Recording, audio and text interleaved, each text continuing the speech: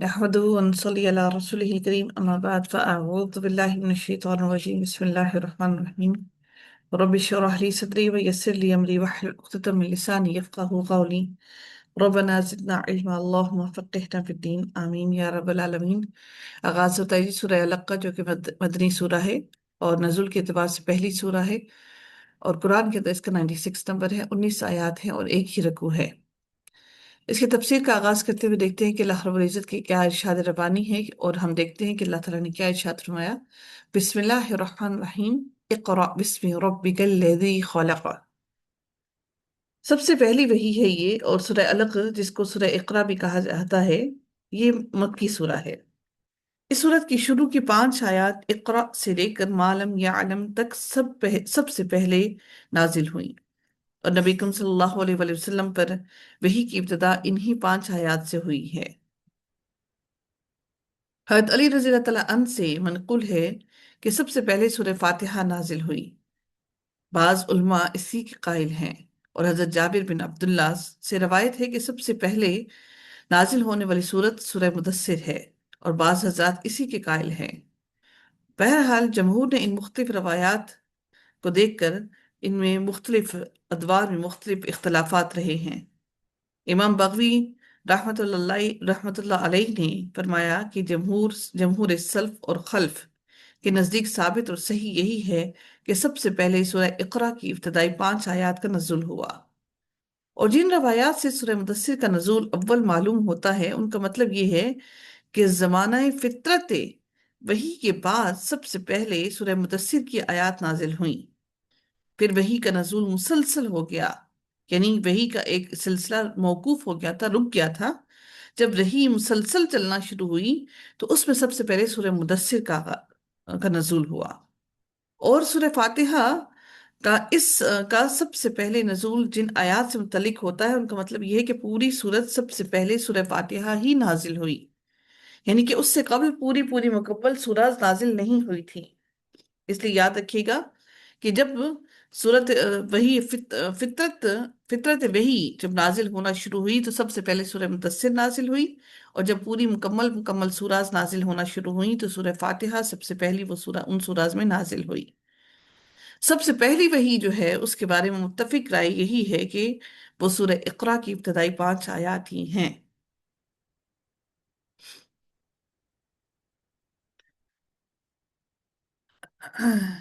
وحی کے ابتدائی دور میں سورہ اقرا کی اولین آیات سورہ فاتحہ اور سورہ مدثر کا نزول ہوا، اس لیے سب کو بطور اولیت کہا جاتا ہے کہ یہ تمام کی تمام سورہ اول ما نزل من القرآن کہہ سکتے ہیں، یعنی سب سے پہلی قرآن میں نازل ہونے والی سورہ میں شمار کیا جا سکتا ہے۔ اس کا شان نزول کو اگر دیکھیں تو بخاری شریف اور مسلم کی ایک طویل حدیث ہے جسے نبوت وحی کی ابتدا کا واقعہ ام المومنین حضرت عائشہ رضی اللہ تعالیٰ عنہ سے اسی طرح منقول ہے کہ سلسلہ وحی کے ابتدائی سچے خوابوں سے ہوئی۔ اس کی ابتدا نبی اکرم صلی اللہ علیہ وسلم کو جو سچے خواب دکھائی دیتے تھے ان سے ہوئی، کہ آپ صلی اللہ علیہ وسلم جو بھی خواب دیکھتے وہ واقعہ بن کر روز روشن کی طرح ظہور میں آ جاتا، اور صبح ہی وہ سچ ہو جاتا۔ اس کے بعد مخلوق سے یکسو ہو کر، الگ ہو کر نبی اکرم صلی اللہ علیہ وسلم گوشہ نشین ہو گئے اور عبادت کرنے لگے، اور نبی اکرم صلی اللہ علیہ وسلم نے اس خلوت اور عبادت کے لیے غار ہیرا کا انتخاب کیا۔ غار ہیرا مکرمہ کے قبرستان جنت المعلا کے کچھ آگے ایک پہاڑ پر ہے۔ اس پہاڑ کو جبل نور بھی کہا جاتا ہے، جبل نور۔ اس کی بلند چوٹی دور سے نظر آتی ہے۔ حضرت صدیقہ رضی اللہ تعالیٰ عنہا فرماتی ہیں کہ آپ صلی اللہ علیہ وسلم غار میں جا کر راتوں عبادت میں مشغول رہتے جب تک اہل و عیال کی خبرگیری کی ضرورت پیش نہ آتی۔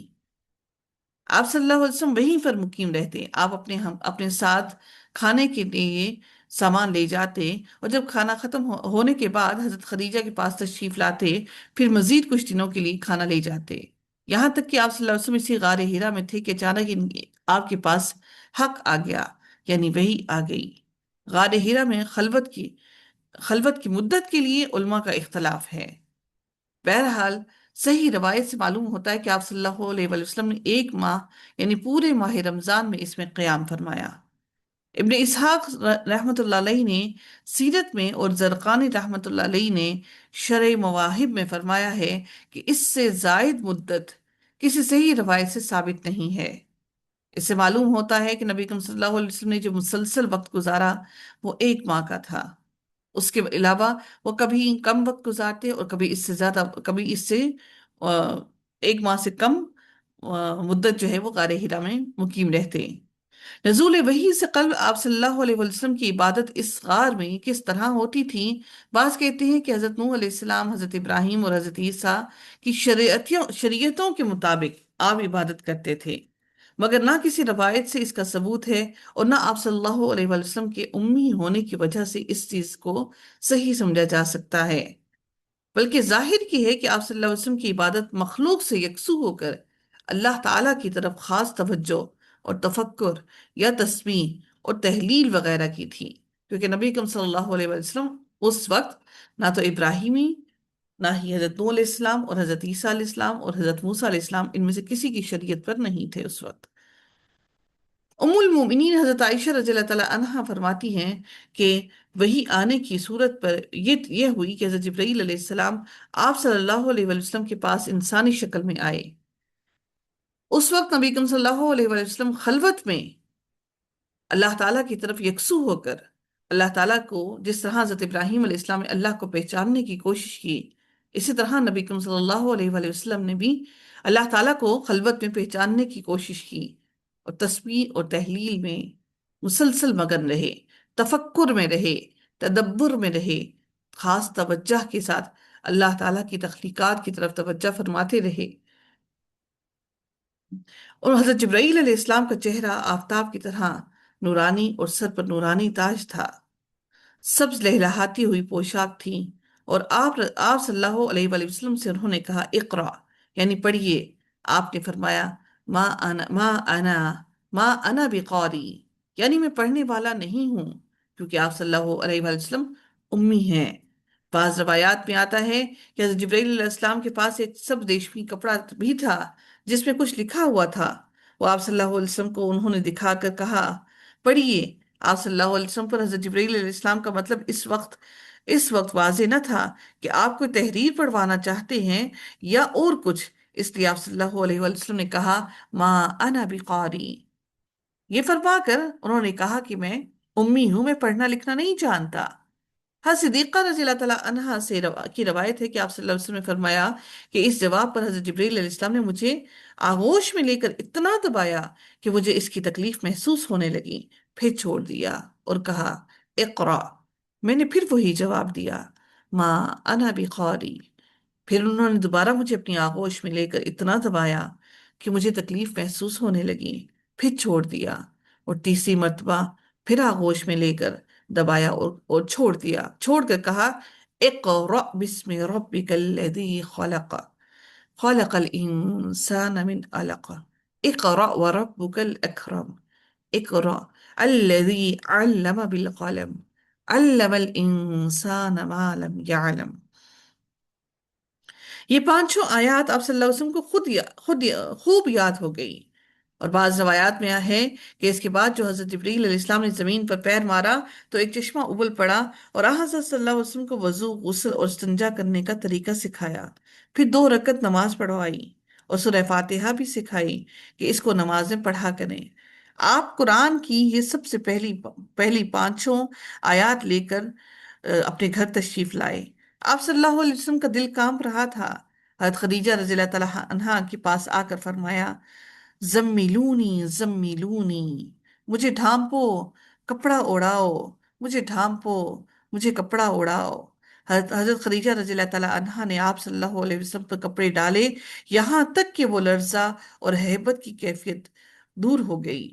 یہ کپ کپی اور جو یہ حیت ان کے اوپر تھی کہ کیفیت حضرت جبرائیل علیہ السلام کے خوف سے نہ تھی، آپ صلی اللہ علیہ وسلم کی شان عالی سے، اس سے بلند اور بالا ہے، بلکہ اس وحی کے ذریعے جو نبوت اور رسالت کی ذمہ داری آپ صلی اللہ علیہ وآلہ وسلم کو سونپی گئی تھی، آپ صلی اللہ علیہ وآلہ وسلم اس کے بوجھ کا احساس اس کے بوجھ کو اس کی تکلیف کو محسوس فرما رہے تھے، کیونکہ قرآن اتنی آسان چیز نہیں تھی کہ اتنے ہی آرام سے ان کے اوپر نازل کر دیا جاتا۔ نبی اکرم صلی اللہ علیہ وسلم اس کا بوجھ محسوس کر رہے تھے، اس کی وجہ سے ان کو یہ تکلیف، یہ خوف لاحق تھا۔ پھر فرشتہ کو اس کی اصلی حالت میں دیکھنے سے اگر ایسا ہوا ہو تو طبعی طور پر بھی انسان کے اوپر ایک ہیبت طاری ہو جاتی ہے۔ حضرت صدیقہ رضی اللہ تعالیٰ عنہا فرماتی ہیں کہ اس کیفیت سے افاقہ کے بعد رسول اللہ صلی اللہ علیہ وسلم نے حضرت خدیجہ کو غار ہیرا کا پورا ماجرا سنایا اور فرمایا کہ اس سے مجھ کو ایسی کیفیت لاحق ہوئی کہ مجھ کو اپنی جان کا اندیشہ ہو گیا۔ سب سے اہم سمجھنے کے لیے یہ بات آتی ہے کہ حضرت خدیجہ رضی اللہ تعالیٰ عنہا نے کوئی سوال نہ کیا، بلکہ فوراً ہی ان کو کپڑا ڈھانپ دیا، ان کے اوپر فوراً ہی کپڑا ڈال دیا۔ ہم خواتین 100 سوال پہلے کرتی ہیں اور پھر اس کے بعد عمل کرتی ہیں۔ ام المومنین حضرت خدیجہ رضی اللہ تعالیٰ عنہا نے عرض کیا، ہرگز ایسا نہیں ہو سکتا، اللہ تعالیٰ آپ کو ہرگز ناکام نہ ہونے دیں گے، کیونکہ آپ صلہ رحمی کرتے ہیں، بوجھ میں دبے ہوئے لوگوں کا بوجھ اٹھاتے ہیں، بے روزگاروں کا روزگار دلاتے ہیں، مہمانوں کی مہمان نوازی کرتے ہیں اور مصیبت زدوں کی امداد کرتے ہیں۔ حضرت خدیجہ رضی اللہ تعالیٰ عنہا پڑھی لکھی خاتون تھیں، ان کو شاید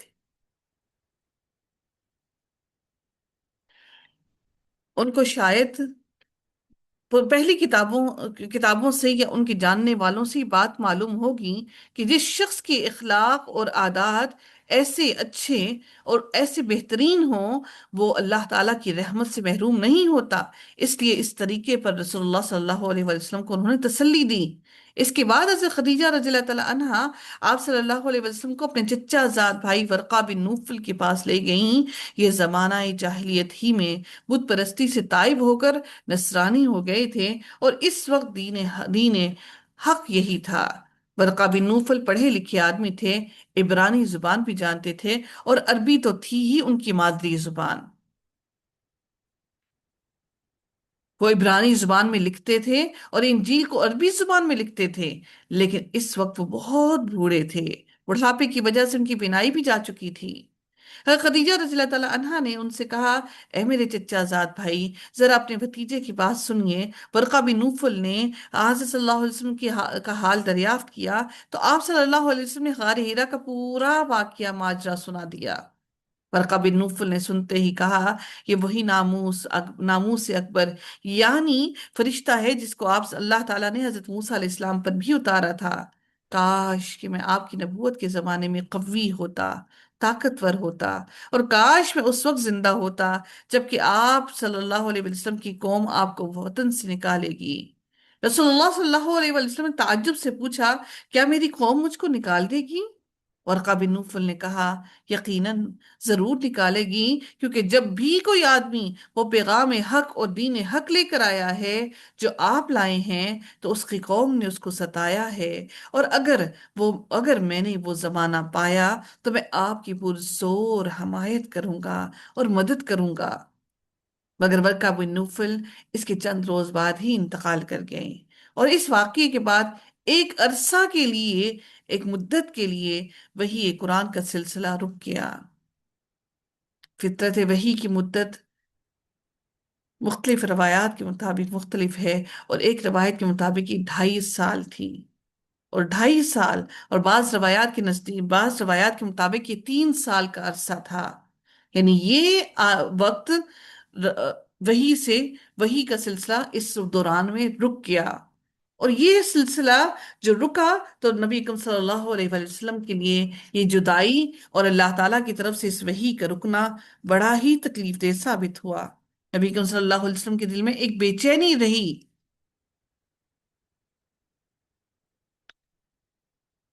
ورقہ بن نوفل کے بارے میں روایت میں آتا ہے کہ مردوں میں سب سے پہلے ورقہ بن نوفل ایمان لائے، اور آپ صلی اللہ علیہ وسلم کی انہوں نے تصدیق کی۔ ان کی وفات کے بعد حضرت صلی اللہ علیہ وسلم نے ان کو خواب میں سفید لباس پہنے ہوئے دیکھا اور اس کی تعبیر بیان فرمائی کہ وہ جنتی ہیں۔ آغاز کرتے ہیں سورہ علق کا، اور اس کی تفسیر کو دیکھتے ہیں کہ اللہ رب العزت نے کیا احکامات اس سورہ میں نازل فرمائے ہیں۔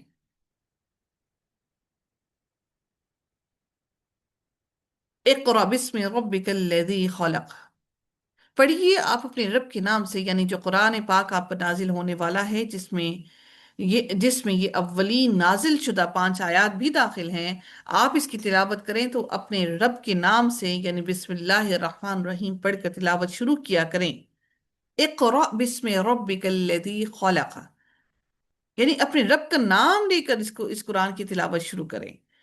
یہ ایسا ہی حکم ہے جس طرح اللہ تعالیٰ نے قرآن مجید میں ارشاد فرمایا فَإِذَا قَرَأْتَ الْقُرْآنَ فَاسْتَعِذْ بِاللَّهِ، اور اسی طرح سے بھی اللہ تعالیٰ نے اپنا نام لے کر قرآن کو پڑھنے کا حکم دیا ہے۔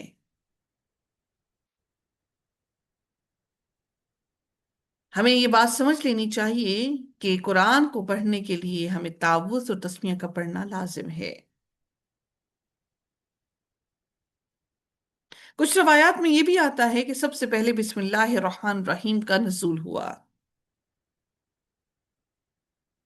اس لیے ہمارے لیے یہ سب چیزوں کو جاننا ضروری ہے۔ حضرت ابن عباس رضی اللہ تعالیٰ عنہ سے روایت ہے کہ سب سے پہلے حضرت جبرائیل علیہ السلام جب رسول اللہ صلی اللہ علیہ وسلم کے پاس وحی لے کر آئے تو کہا اے محمد اعوذ باللہ پڑھیے، پھر کہیے بسم اللہ الرحمن الرحیم۔ علامہ سیوطی رحمت اللہ علیہ فرماتے ہیں کہ جب بھی کوئی صورت نازل ہوتی تو پہلے بسم اللہ نازل ہوتی، تو جب سورہ اقرا کا نزول شروع ہوا تو پہلے بسم اللہ بھی ضرور نازل ہوئی ہوگی۔ باقی واللہ عالم۔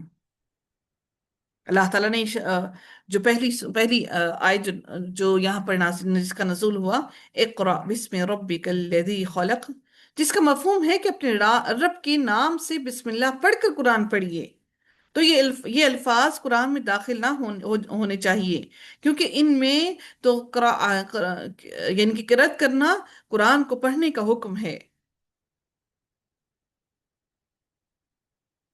لوگوں کو یہ شبہ ہے اس چیز کا کہ اس سے مراد تو صرف اور صرف قرآن کو پڑھنا ہے، لیکن جو اس کے بارے میں جب تحقیق کی گئی تو اس سے مراد کیا ہے کہ یہ اسم الہی سے قرأت کلام الہی شروع کرنے کا حکم ہے،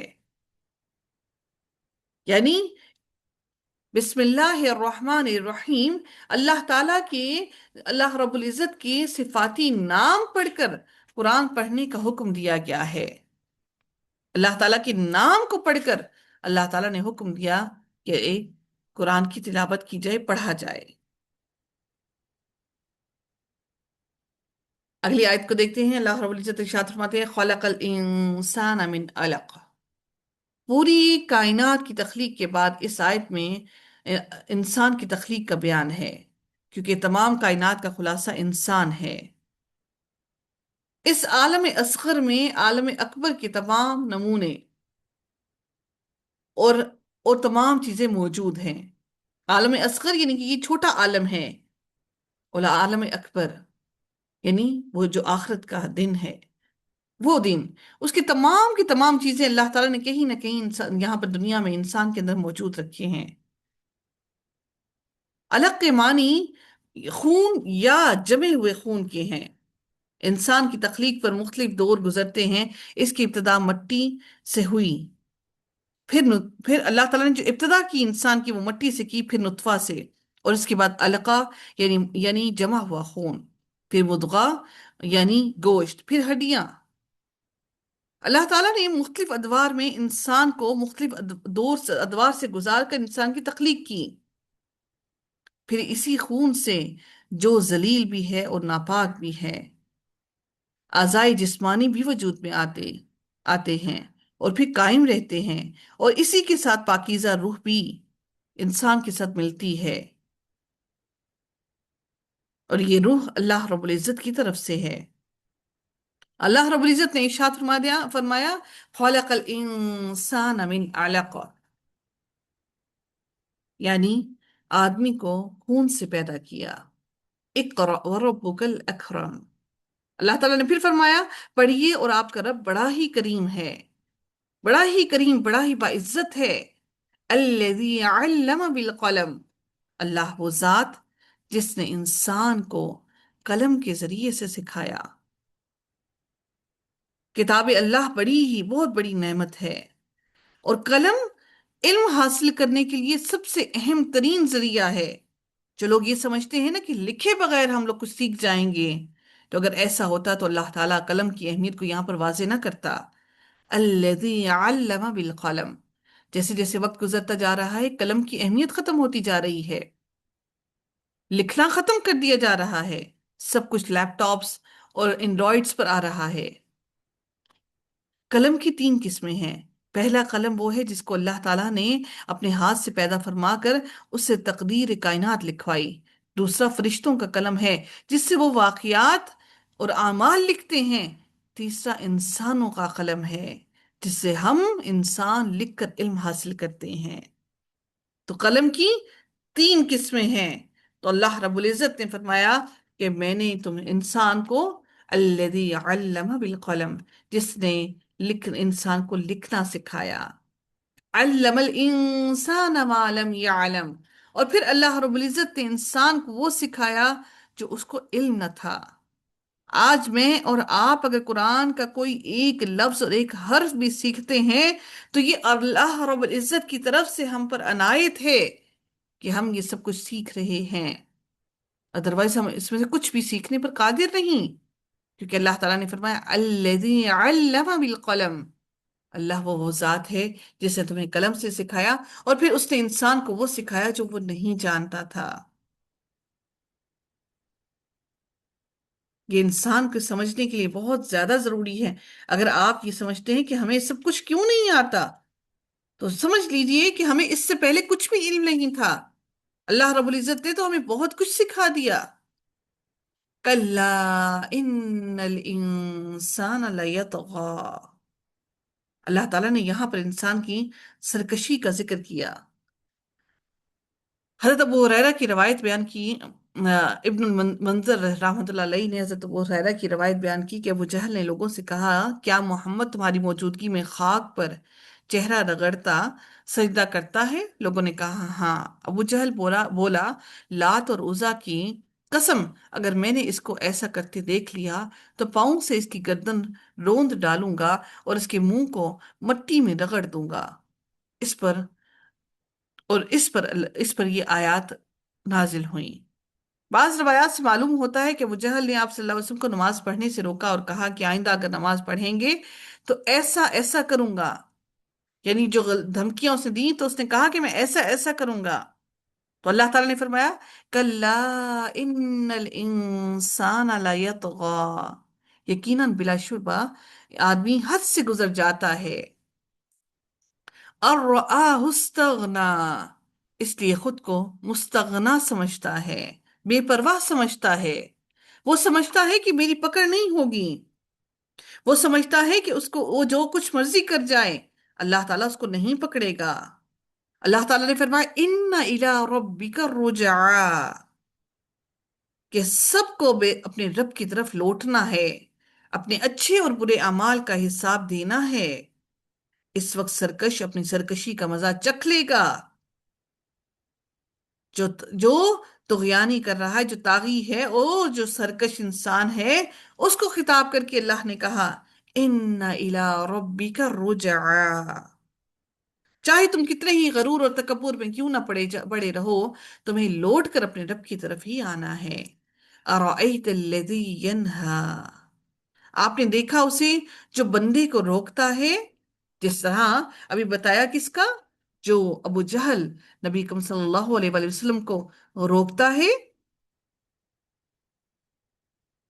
جو ابو جہل نے نبی اکرم صلی اللہ علیہ وسلم کو نماز پڑھنے سے روکا، اس کے لیے اللہ تعالیٰ نے فرمایا ارأیت الذی ینہا عبدا اذا صلی،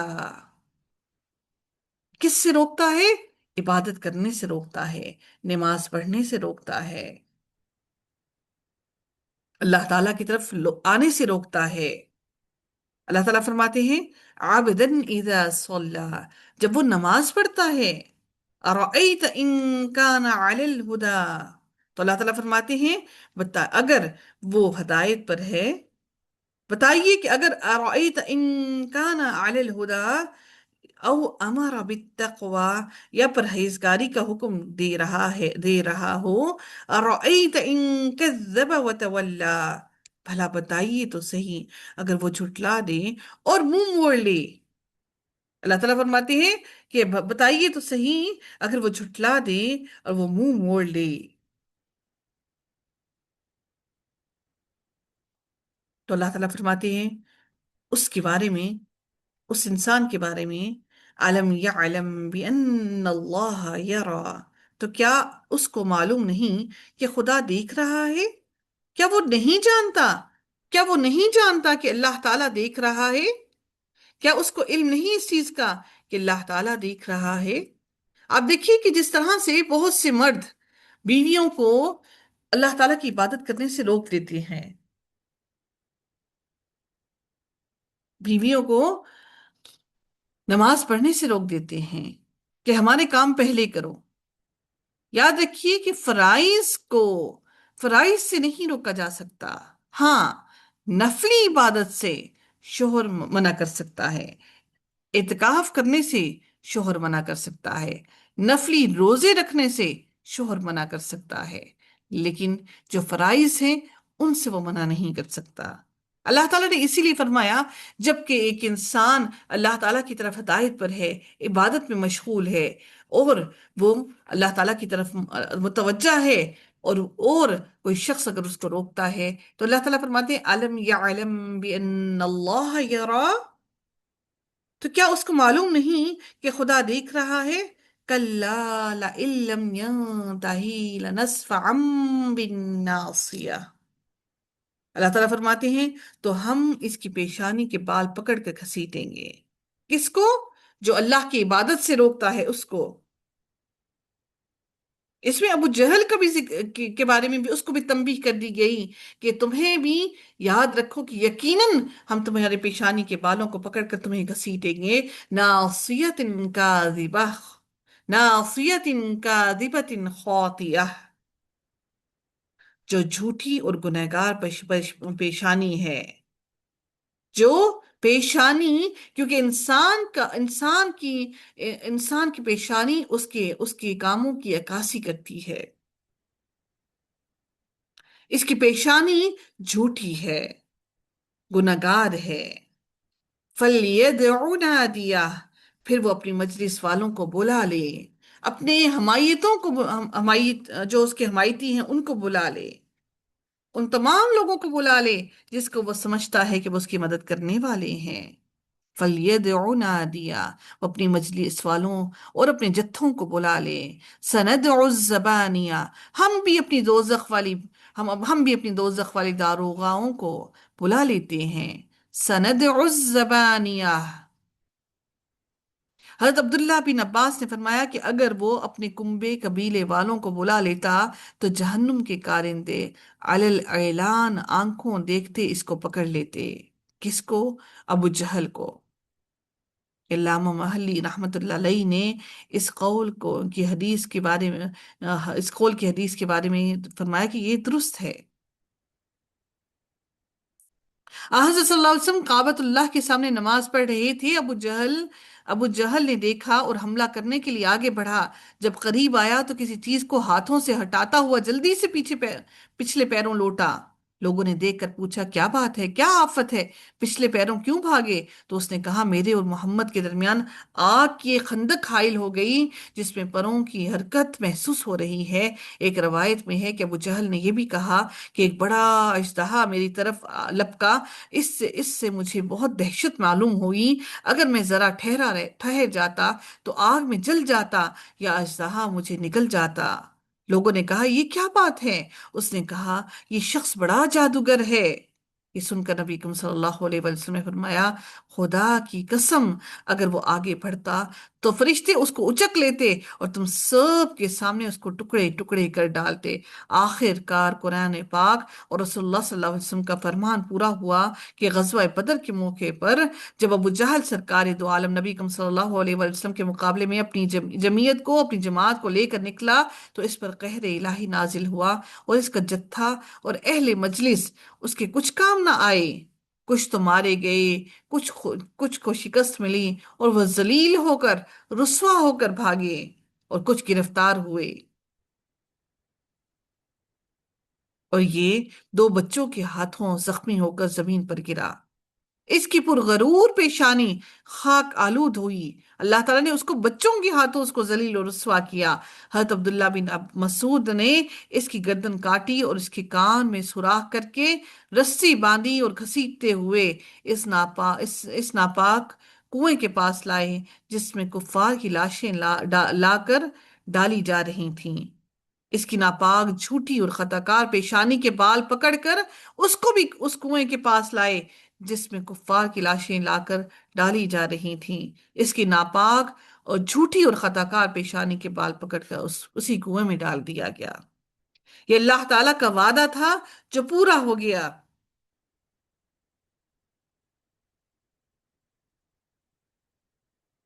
سندع الزبانیہ۔ زبانیہ بظاہر وہی 19 فرشتے ہیں جن کا ذکر اللہ تعالیٰ نے سورہ مدثر میں بھی تفصیل سے کیا ہے۔ بعض روایات سے معلوم ہوتا ہے کہ ان کی قد کی لمبائی زمین سے آسمان تک ہے، اور ایک کندھے سے دوسرے کندھے تک کا فاصلہ 1 سال کی مسافت کے برابر ہے۔ ان کی آنکھیں بجلی کی طرح چمکتی ہیں اور دانت 12 سینگے کے سینگوں کی طرح مڑے ہوئے ہیں۔ ان کے بال اتنے لمبے ہیں کہ زمین پر گھسٹتے ہیں، اور ان کے منہ سے آگ کے شعلے نکلتے ہیں۔ ان کی ہتھیلیاں اتنی وسیع ہیں کہ ایک ہتھیلی پر 70,000 انسان سما جائیں۔ ان کا سردار مالک دروغہ جہنم ہے، اور باقی 18 مالک کتابیں ہیں۔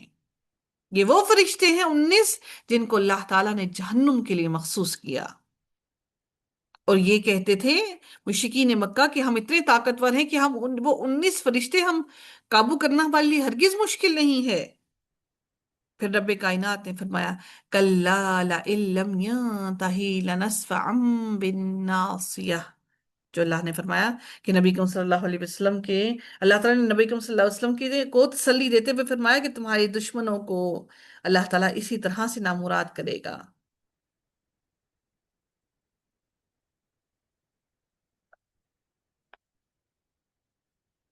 پھر رب کائنات نے مزید ارشاد فرمایا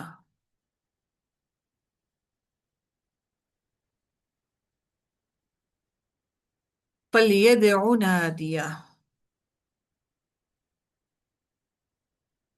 پھر وہ اپنی مجلس والوں کو اللہ تعالیٰ نے فرمایا پھر وہ اپنی مجلس والوں کو بلائے۔ ہم بھی جہنم کے کارندے بلائے لیتے ہیں۔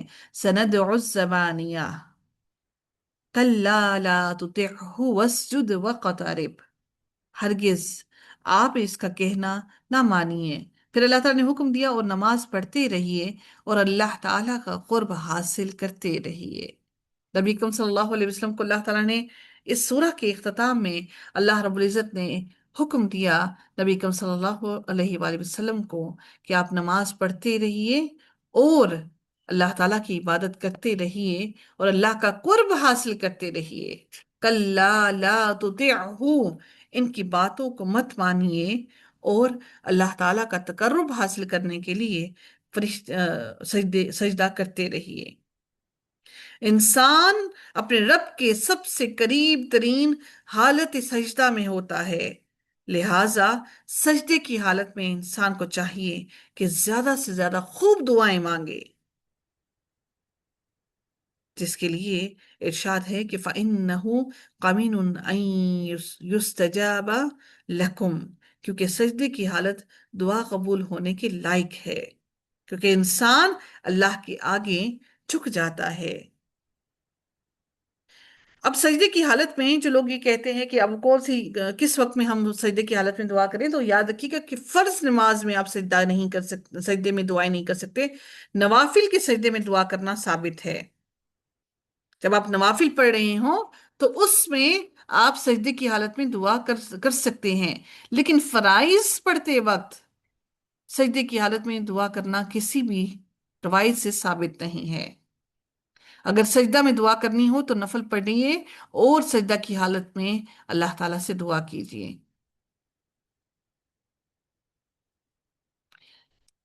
ایک اور بات جو مختلف روایات سے آتی ہے کہ سجدے کی حالت میں عربی زبان میں دعا کی جائے اور اس کے علاوہ کسی اور زبان میں دعا نہ کی جائے۔ اور جو احناف ہیں ان کے نزدیک صرف سجدہ کر کے، یعنی آپ کوئی نفل نہ پڑھیں، کوئی نماز نہ پڑھیں، کوئی کچھ بھی نہ پڑھیں، اور صرف سجدہ کر کے آپ دعا کریں، تو اس کو انہوں نے مکروہ جانا۔ احناف کے قریب یہ مکروہ ہے کہ صرف سجدہ کر کے آپ دعا کریں اللہ تعالیٰ سے۔ اس آیت کو پڑھنے اور سننے والے پر سجدہ کرنا، ان کو چاہیے کہ وہ سجدہ کریں تاکہ اللہ رب العزت کا تقرب حاصل کریں۔ قرآن مجید میں جہاں جہاں پر بھی سجدہ آیا ہے وہاں پر سجدہ کر کے اللہ تعالیٰ کا تقرب حاصل کرنے کی کوشش کیجیے۔ اللہ تعالیٰ سے دعا ہے کہ رب کائنات ہم سب سے اعمال صالح کروا لے، اور رب کائنات ہم سب کی کوتاہیوں کو معاف فرمائے۔ وآخر دعوانا الحمد للہ رب العالمین، صلی اللہ تعالی علی خیرہ خلقہ اجمعین برحمتک یا ارحم الراحمین۔ سبحانک اللہم وبحمدک، نشہد ان لا الہ الا انت، نستغفرک ونتوب الیک۔ السلام علیکم ورحمۃ اللہ وبرکاتہ۔